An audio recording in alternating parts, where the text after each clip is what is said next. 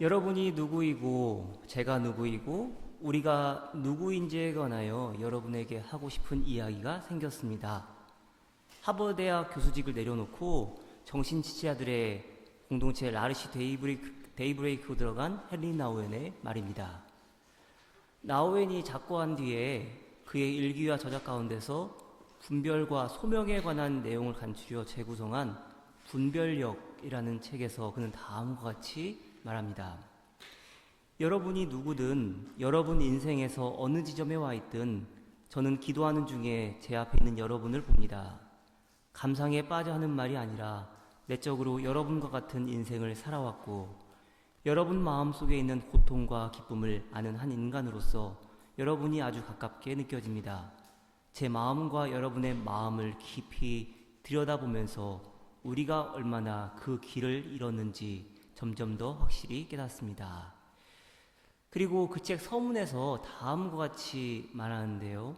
어떤 식구나 성경 구절이 특별한 방식으로 우리에게 말을 걸 때, 자연이 노래하고 피조세계가 그 영광을 드러낼 때, 인생길에서 특정한 사람을 만난 것이 특별한 의미가 있는 것 같은 때, 지금 일어나고 있는 중대한 사건이 의미심장하게 다가올 때가 있다. 그때는 그것들이 암시하는 하나님의 뜻에 주목해야 한다. 분별은 이러한 표징을 잃고 하나님의 메시지를 알아채는 것이다.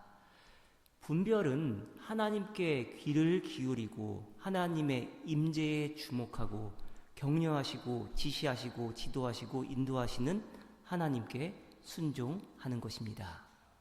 그리고 영적으로 귀가 멀면 인생에 중요한 일이 일어나고 있어도 알지 못할 수밖에 없습니다. 그래서 중요한 것이 하나님과의 관계에서 우리 자신을 발견하는 일입니다. 하나님의 뜻과 목적을 분별하려면 하나님과의 관계에서 우리 자신을 볼 수 있어야 합니다. 여러분도 그렇지 않습니까? 모든 인간관계에서도 그렇지만은 하나님과의 관계에서도 끌리는 마음이 있는가 하면 거부하는 마음도 있고, 감사하는 마음이 있는가 하면 분노하는 마음도 있고, 사랑하는 마음이 있는가 하면 두려워하는 마음도 있습니다.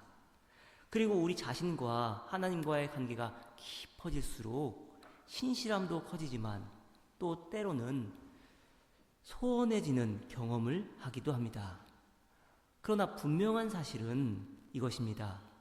사도 바울의 고백처럼 그분은 언제나 신실하다는 고백입니다. 디모데후서 2장 13절입니다. 우리는 신실하지 못하더라도 그분은 언제나 신실하십니다. 그분은 자기를 부인할 수 없으시기 때문입니다.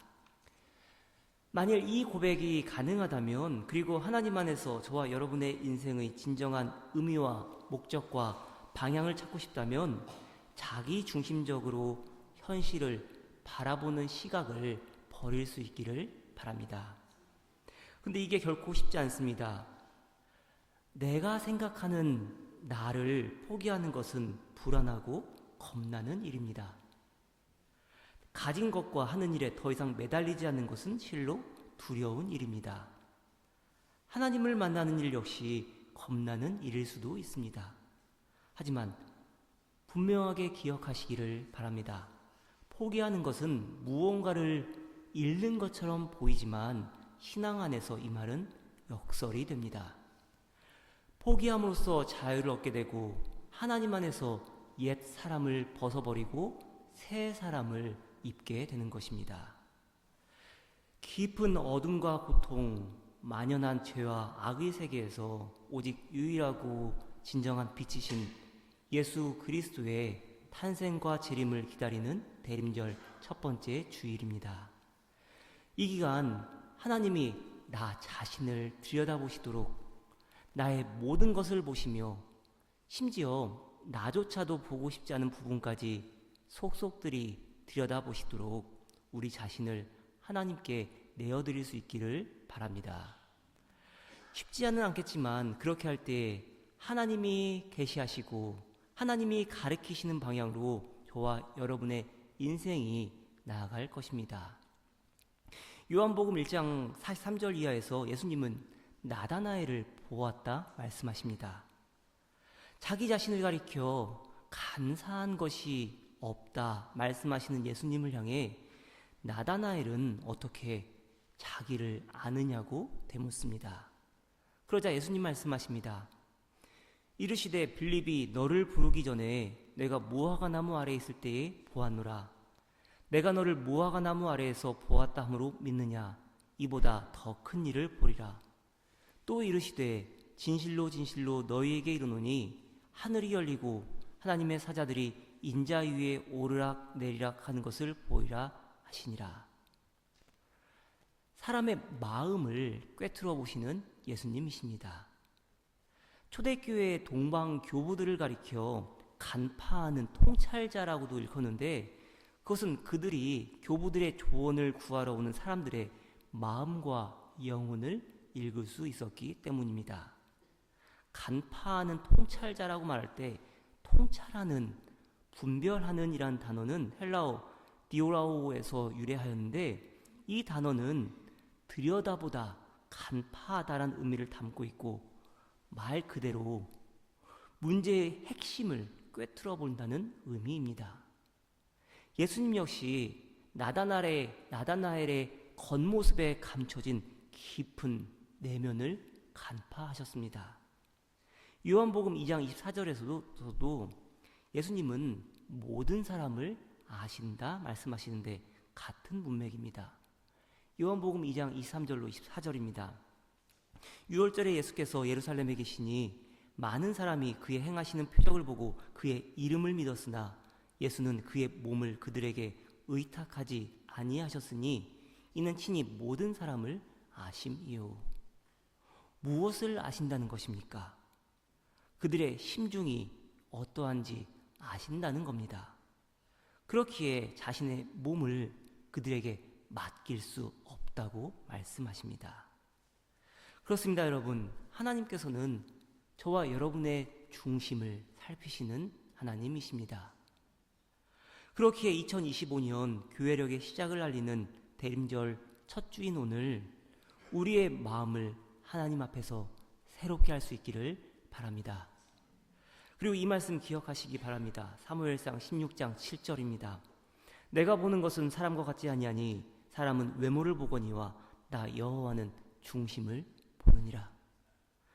특별히 이번 대림절 기간에는 하나님 앞에서 늘 자기의 본분을 지키며 살아왔던 신앙의 위인들 이야기를 함께 나누어 보려고 합니다. 오늘은 세례 요한 함께 나누길 원하는데요. 그는 자기가 지켜야 할 자리를 지키는 사람이었고 그리스도 예수 앞에서는 늘 뒤로 물러설 줄 아는 사람이었습니다. 세례 요한의 모습을 통해서 저와 여러분의 모습이 어떠한 모습으로 신앙생활해야 할지에 대해서 함께 나누도록 하겠습니다. 오늘 본문 32절로 34절 말씀 보면은 세례 요한 역시 분별의 능력이 출중한 사람이었음을 알 수 있습니다. 요한이 또 증언하여 이르되 내가 보매 성령이 비둘기같이 하늘로부터 내려와서 그의 위에 머물렀더라. 나도 그를 알지 못하였으나 나를 보내어 물로 세례를 베풀라 하신 그이가 나에게 말씀하시되 성령이 내려서 누구 위에든지 머무는 것을 보거든 그가 곧 성령으로 세례를 베푸는 이인 줄 알라 하셨기에 내가 보고 그가 하나님의 아들이심을 증언하였노라 하니라. 보다 라는 동사가 반복돼서 사용하고 있는 것을 알 수 있습니다. 세례 요한 역시 겉으로 드러난 현상을 보고서 현상 너머에 있는 더 깊은 의미를 간파할 수 있는 사람이었습니다. 분별의 영이 충만한 사람이었습니다. 그런데 그런 그가 자기 자신을 가리켜 뭐라 고백합니까? 요한복음 1장 30절입니다. 내가 전에 말하기를 내 뒤에 오는 사람이 있는데 나보다 앞선 것은 그가 나보다 먼저 계심이라 한 것이 이 사람을 가리킴이라. 그가 나보다 먼저 계심이라. 오늘 본문 직접 문단에서는 또한 나는 그리스도가 아니라 말합니다. 그저 소리라고. 그저 자기는 주의 길을 곧게 하라고 광야에서 외치는 자의 소리라고 말합니다. 세례 요한이 그렇게 할 수 있었던 이유가 무엇입니까? 세례 요한은 본래 광야에 있을 사람이 아니었습니다. 성경은 그가 예루살렘을 떠나 광야로 들어갔다 말합니다. 누가복음 3장 2절 말씀입니다. 하나님의 말씀이 빈들에서 사가랴의 아들 요한에게 임한지라. 빈들이라고 번역된 에레모스는 광야를 의미합니다. 제사장 가문에서 태어난 세례 요한입니다. 그러나 그는 제사장으로 살지 않았고 예루살렘에 거하지도 않았습니다. 오히려 예언자로서 광야에서 살았습니다. 그리고 광야에서 하나님의 말씀이 임했습니다. 여러분은 지난 한 주간 얼마나 바쁘게 그리고 얼마나 많은 말들 가운데 지내셨습니까? 하루하루 사는 것이 참 쉽지 않고 번잡함 가운데 살아가는 우리입니다. 하지만 우리의 삶이 자기 자신을 하나님 앞에서 되돌아볼 틈도 없이 지낸다면 인생에 대해서 다시 한번 생각해보고 자기 자신의 지난 날들을 되돌아보아야만 합니다. 헬리나 오웬 역시 이런 고백하는데요. 들어보시길 바랍니다. 나는 특별한 목적을 위해 설립된 공동체에서 한동안 차분히 시간을 갖고자 가르치는 일에서 물러났다. 수업이 하나 끝나면 다음 수업으로 이곳에서 저곳으로 이동하고 일하면서 하나님을 응시하기가 힘들었다. 준비해야 할 수업, 해야 할 강의, 끝내야 할 논문, 만나야 할 사람이 너무 많았다. 모두 나 스스로 꼭 필요하다고 믿는 일이었다. 고독과 휴식을 간절히 원하면서도 나는 여전히 혼자 있는 시간과 해야 할 일이 없는 하루를 두려워했다. 그렇게 내 마음은 모순으로 가득했다. 헬라어로 광야를 가리켜 에레모스라고 한다면 히브리어로는 미드바르라고 합니다. 미드바르는 다바르란 동사 앞에 히브리어 알파벳 mem이 붙은 형태입니다. mem은 부정을 의미하는데 그래서 다바르가 말하다 라는 뜻을 가지고 있으니 광야를 의미하는 미드바르는 말하지 않다, 침묵하다, 말이 없다 라는 뜻을 갖게 되는 것입니다. 세례 요한이 광야에 거할 때 하나님의 말씀이 임한 이유가 무엇입니까? 고독 가운데 침묵 가운데 거할 때 하나님의 음성이 들려왔습니다. 저와 여러분에게는 하나님의 말씀이 임하지 않는 이유가 이것입니다. 하나님이 말씀하시지가 않아서가 아니라 우리의 헛된 말들 때문에 하나님의 음성이 들리지 않는 것입니다. 이런 말이 있습니다. 우리에게 가장 참기 힘든 것은, 참기 어려운 것은 침묵이고 우리에게 가장 불편한 것은 침묵이며 우리에게 가장 낯선 것은 침묵이다. 그래서 침묵하는 것은 쉽지 않다. 파스칼은 말하기를 인간이 불행한 단 한 가지 이유는 그가 조용히 자신의 방에서 지내는 법을 모르기 때문이다라고 했습니다. 아빌라의 테레사는 당신이 홀로 있으면 하나님을 만나게 된다고 했습니다.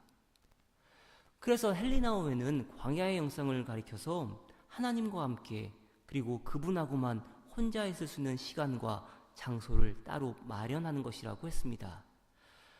여러분은 지난 한 주간 얼마나 깊은 고독 가운데 하나님과 함께 하셨습니까? 하나님과의 깊은 교제가 이루어지지 않으면 우리는 우리 자신을 하나님 앞에 환히 비칠 수 없습니다. 하나님의 영광의 빛이 우리의 어두운 영혼을 비추셔야 하는데 하나님 앞으로 나아가지 않으니 전혀 그렇게 될 수 없는 것입니다. 그러나 세례 요한은 그렇지 않았습니다. 번잡한 예루살렘을 떠나 혼자 거함의 광야로 들어갔습니다. 그리고 그곳에서 자기를 향한 하나님의 뜻을 발견합니다. 세례 요한을 향한 하나님의 뜻이 무엇입니까? 광야에서 외치는 자의 소리 되어 살아가라는 것입니다. 요한복음 1장 3절입니다. 이르되 나는 선지자 이사야의 말과 같이 주의 길을 곧게 하라고 광야에서 외치는 자의 소리로라 하니라. 광야에서 외치는 자의 소리입니다. 그런데 그 소리는 어떠한 의미를 담고 있어야 합니까?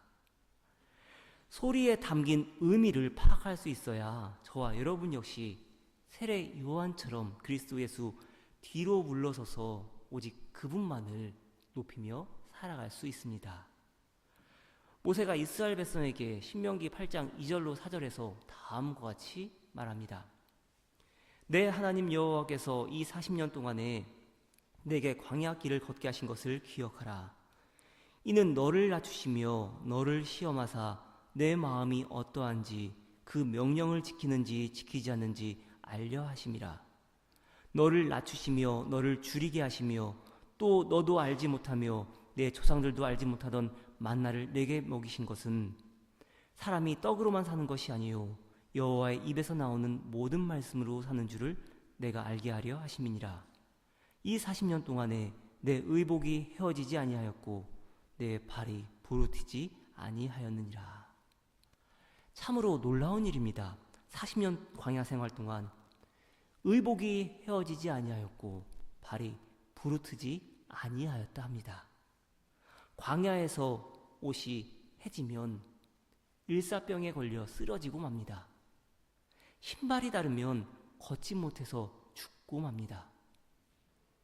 그러니 옷이 헤어지지 않고 발이 부르트지 않은 것은 놀라운 하나님의 은혜이고 전적인 하나님의 은총입니다. 그러나 하나님은 염려하십니다. 이스라엘 백성의 완고함을 너무나도 잘 알기에 그들을 바라보시며 걱정하십니다. 놀라운 하나님의 은혜이고 전적인 하나님의 은혜로 살아감을 고백해야 하는데 그렇지를 못하고 마음이 높아져 내 능력과 내 손의 힘으로 자만하게 될 것을 걱정하십니다. 신명기 8장 17절로 20절입니다. 그러나 내가 마음에 이르기를 내 능력과 내 손의 힘으로 내가 이 재물을 얻었다 말할 것이라. 내 하나님 여호와를 기억하라. 그가 내게 재물 얻을 능력을 주셨음이라. 이같이 하심은 내 조상들에게 맹세하신 언약을 오늘과 같이 이루려 하심이니라. 내가 만일 내 하나님 여호와를 잊어버리고 다른 신들을 따라 그들을 섬기며 그들에게 절하면 내가 너희에게 증거하노니 너희가 반드시 멸망할 것이라.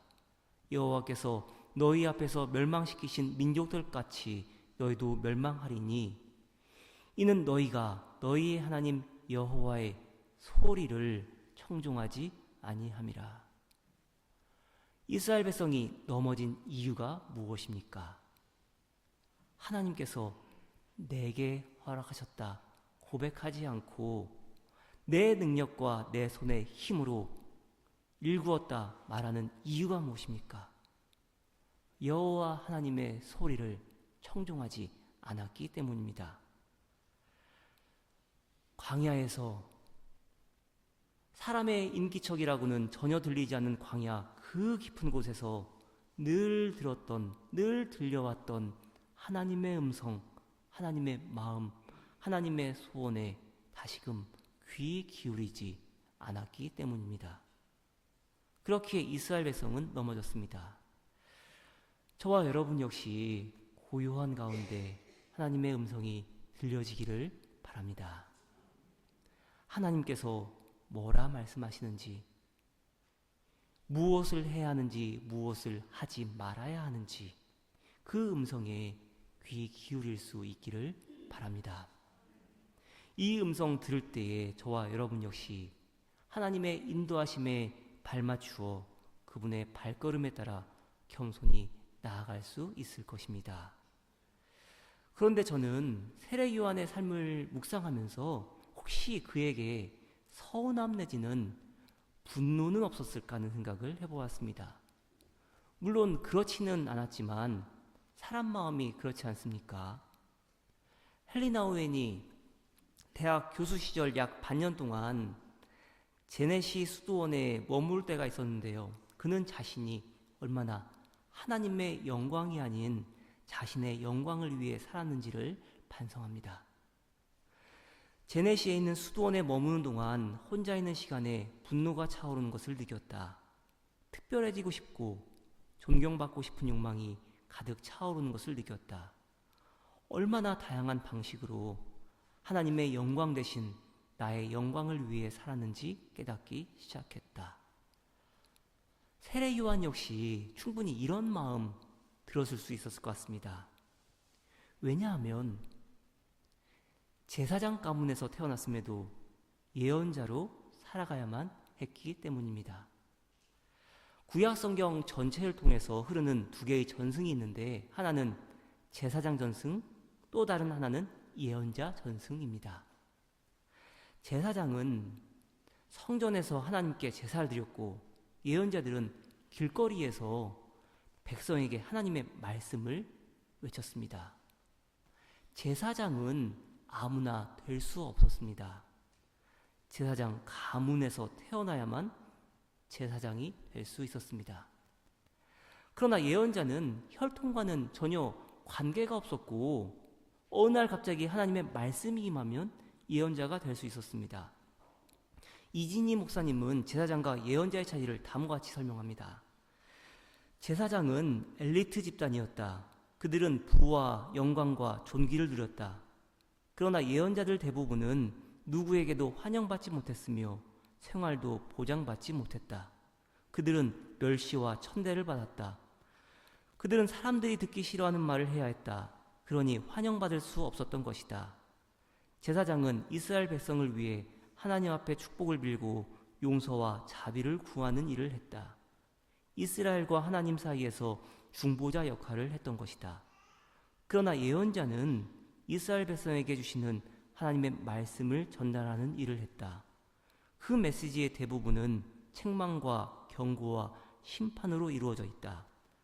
제사장은 평화를 이야기한다. 축복을 이야기한다. 용서를 이야기한다. 구원을 이야기한다. 그러나 예언자는 심판을 이야기한다. 멸망을 이야기한다.